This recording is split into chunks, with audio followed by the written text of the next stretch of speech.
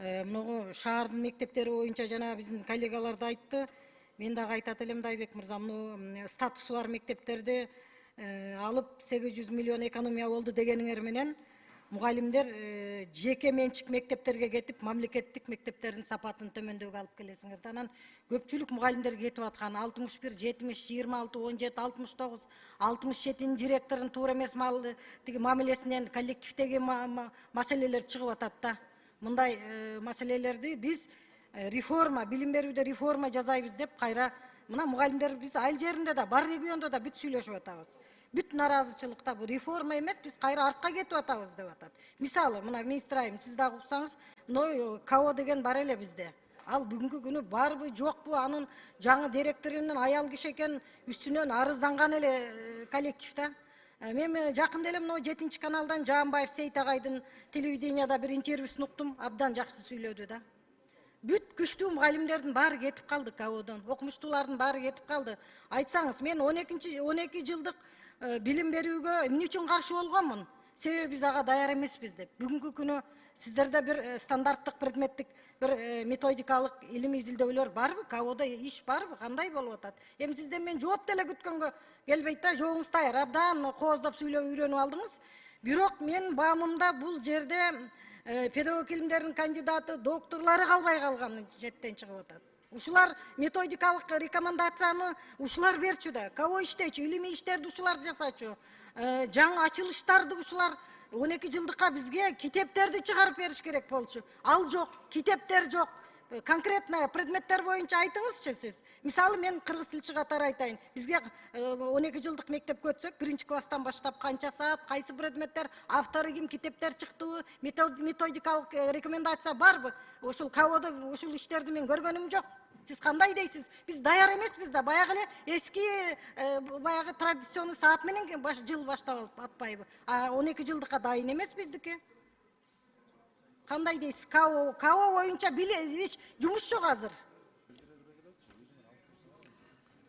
Бул суроого жооп берейин. КОдон адистердин кеткен себеби акыркы жылдары бардыгында айлык көтөрүлсө, Кыргыз билим берүү академиясында же методикалык кызматтарда көтөрүлгөн жок. Биринчиден, экинчиден, бүгүнкү күндө билим берүү стандарттарын толугу менен Кыргыз билим берүү академиясы жазып жатат. Жаңы билим берүү стандарттарындагы ушул мен проекттерди айтып атасыз да. Жок, проект эмес. Жок, жооп бербей эле коюңуз. Конкретно иш жок.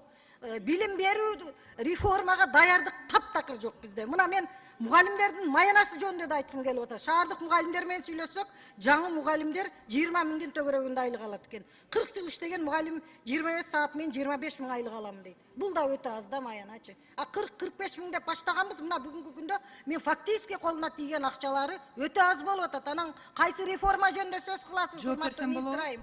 КОнун иши бүт нольго отуруп калды да. Эмне үчүн күчтүү мугалимдерди кетирип ийдиңер? Иштеш керек болчу ошо окумуштуулар. Бүгүн эскилерден Мамытов агай калды, Сулайман агай калды, анан Жаанбаевтар кетип калды, көпчүлүгү кетип калды да. КОдо иш жок болуп.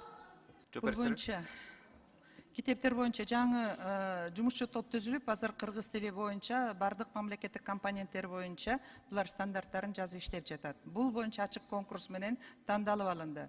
Ал эми бул именно 12 жылдык боюнча. 12 жылдык боюнча 1-класстан 12 класска чейин толук так илимдер предметтери боюнча китептер алынып, адаптацияланып, Сингапур дүйнөлүк алдыңкы китептер кыргыз билим берүү саясаты менен айкалышып жатат бүгүнкү күндө. Булар 4 айдын ичинде.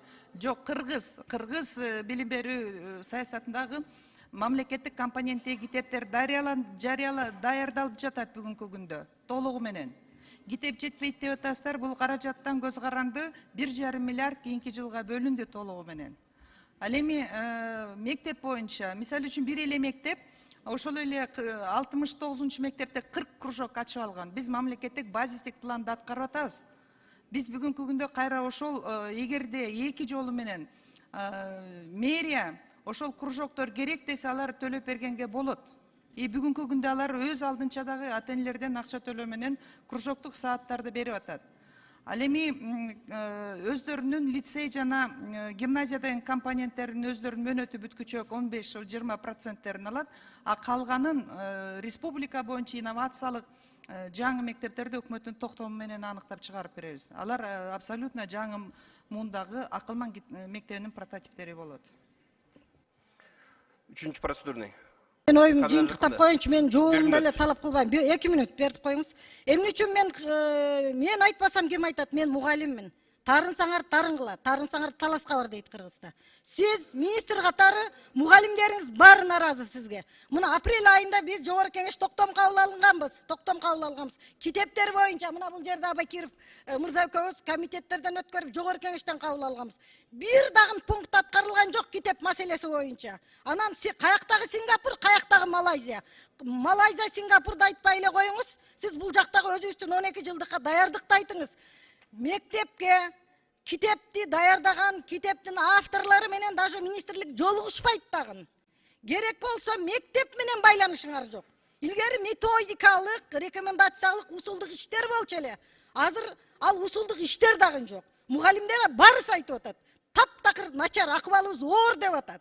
Сиз мына регионду кыдырып көрүңүз. Мен Максат айылына барганда мектептер өтө эски, өтө сапатсыз. Ошол бардык мектептерде бар. Сиз кооз сүйлөп эле кечке Сингапур, кечке Малайзия.